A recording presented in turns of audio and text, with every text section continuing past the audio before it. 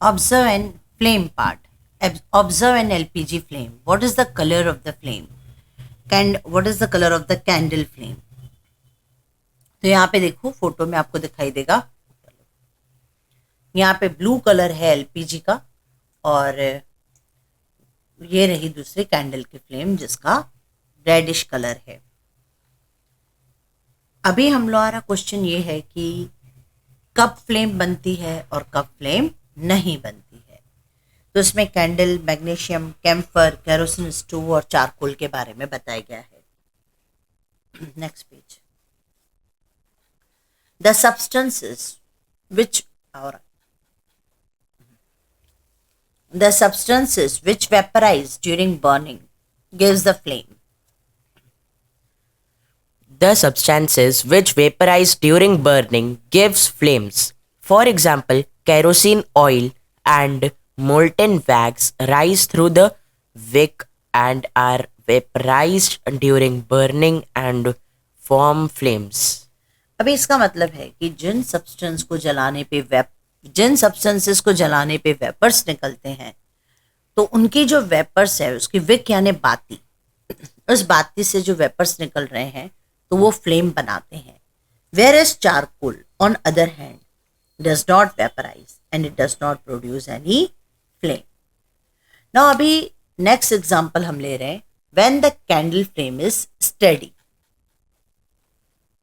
When the candle flame is steady, introduce a clean glass plate, slide into the luminous zone of the flame. Hold it there with a pair of tongs for about 10 seconds. Then remove it. What do you observe? यानी हम लोग एक candle की flame ले लेंगे, उसके ऊपर एक ग्लास स्लाइड रख देंगे, तो हम लोग देखेंगे कि थोड़ी देर में अ सर्कुलर ब्लैकिश रिंग बन गई है ग्लास प्लेट पे। ये बताता है कि deposition of unburned carbon particle present in the luminous zone of the flame, यानी कुछ ऐसे कार्बन पार्टिकल्स निकले जो जले हुए नहीं हैं, वो एक गोला बना देंगे उस ग्लास प्लेट पे। अभी ल्यूमिनियस जोन, कौन सा जोन ज़्यादा गर्म है कौन सा नहीं, ये सब देखने के लिए हम लोग नेक्स्ट पेज पे इसको देखेंगे, ये कैंडल को। इसमें कैंडल में देखो जो सबसे आउटर मोस्ट पार्ट है that is the hottest part. Hottest part में कोई भी जैसे गोल्ड या सिल्वर जो है उसको जलाना, उसको मोल्ड करना, ये outer most zone of the flame से ही होता है, that is the hottest part, और इसको outer zone of complete combustion बोला जाता है। और इसका कलर जो होता है वो ब्लू कलर होता है। ये सबसे hot part of the flame होता है। सेकेंड आएंगे हम moderately hot. Moderately hot part of the flame जो है उसको हम middle zone of partial combustion या येलो जोन भी बोल सकते हैं। उसके बाद third part is least hot, इसको innermost zone of the unburned wax vapours या ब्लैक कलर का जोन भी बोल सकते हैं।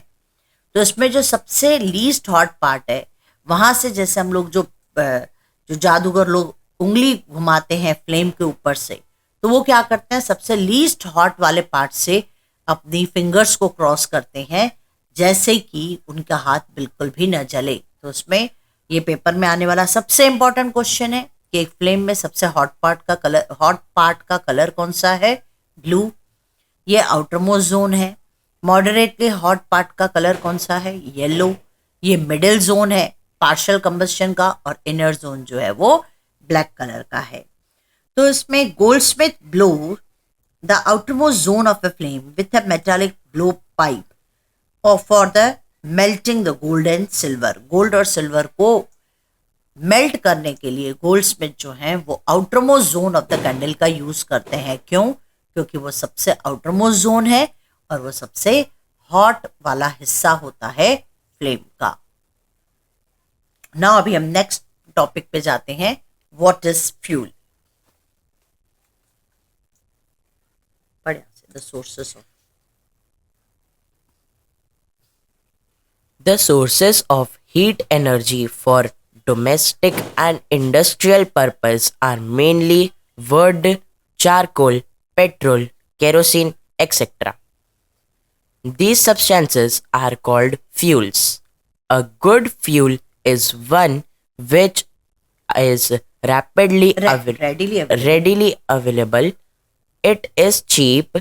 It burns easily in air at a moderate rate. It produces a large amount of heat.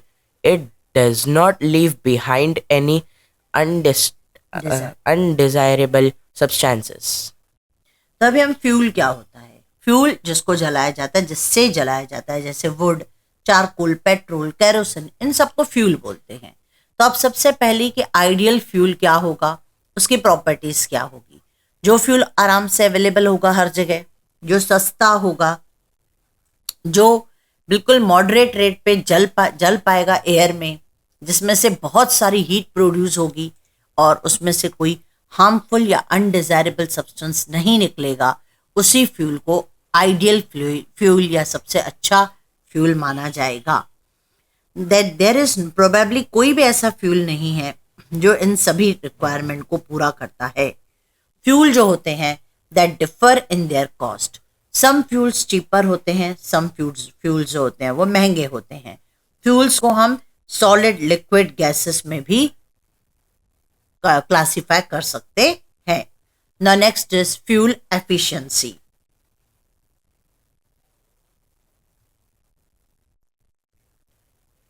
Fuels produce the same amount of heat.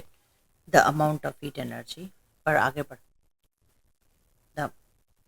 The amount of heat energy produced on complete combustion of 1 kg of a fuel is called its calorific value. The calorific value of a fuel is expressed in a unit. Called. Next. Unit called kilojoules per kg, kj per kj kg. slash kg. Now calorific value क्या होता है? Calorific value का मतलब होता है 1 kilo fuel में से कितनी हीट प्रोड्यूस होगी. अगर एक किलो फ्यूल में से बहुत ज़्यादा amount of heat energy produce हो जाए तो उसकी कैलोरीफिक वैल्यू को बहुत बढ़िया माना जाता है. कैलोरीफिक वैल्यू यानी जितना भी हम फ्यूल ले रहे हैं, 1 किलो जो फ्यूल हमने लिया है उससे बहुत एनर्जी प्रोड्यूस हो जाना. जैसे हमने 1 लीटर पेट्रोल भराया, उससे अगर हमारा 200 किलोमीटर चल रहा है, मतलब उसकी कैलोरीफिक वैल्यू बहुत अच्छी है. जिस भी फ्यूल से ज़्यादा कंबस्शन होगा, ज़्यादा हीट एनर्जी प्रोड्यूस होगी, उसको उसकी कैलोरीफिक वैल्यू बोला जाएगा. और ऐसा यूनिट ऑफ कैलोरीफिक वैल्यू का है kilo joules per KG. Now burning of fuel leads to harmful products.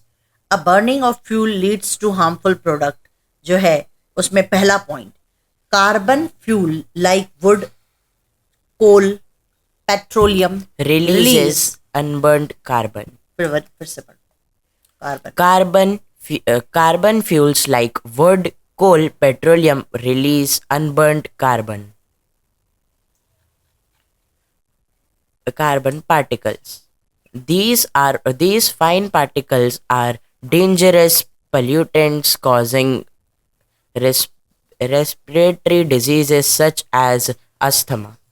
Now अगर कार्बन जो है वो नहीं बर्न हुआ पूरा अच्छे से, तो कार्बन के पार्टिकल्स हवा में आ जाएंगे. जैसे कोल, पेट्रोलियम, ये सब अनबर्न पार्टिकल जो हवा में आ जाएंगे, वो अगर हमने सांस के जरिए अपनी बॉडी में ले लिए तो कई रेस्पिरेटरी डिजीजेस प्रोड्यूस कर सकते हैं, जैसे asthma. Second, Incomplete combustion of these fuels gives carbon monoxide gas. It is a very poisonous gas. It is dangerous to burn coal in a closed room. The carbon monoxide gas produced can kill person sleeping in that room. अगर किसी fuel का पूरी तरीके से combustion नहीं हुआ, अगर पूरी तरीके से कंबस्शन हुआ तो कार्बन डाइऑक्साइड निकलेगी, या इनकम्प्लीट कंबस्शन हुआ किसी भी रीज़न से, जैसे ऑक्सीजन की कमी होने से या किसी वजह से तो कार्बन डाइऑक्साइड गैस न बन के कार्बन मोनोऑक्साइड गैस बनती है। और ये जो कार्बन मोनोऑक्साइड गैस है ये एक पॉइजनस गैस है, और ये अगर कोई पर्सन सोया हुआ है रूम में और हम फ्यूल जला रहे हैं तो उसके बॉडी में जाने पे उसकी मौत तक हो सकती है, उसको मार तक सकती है। It is a poisonous gas. Number 3, Combustion of most fuels releases carbon dioxide in the environment. Increased concentration of carbon dioxide in the air is believed to cause global warming.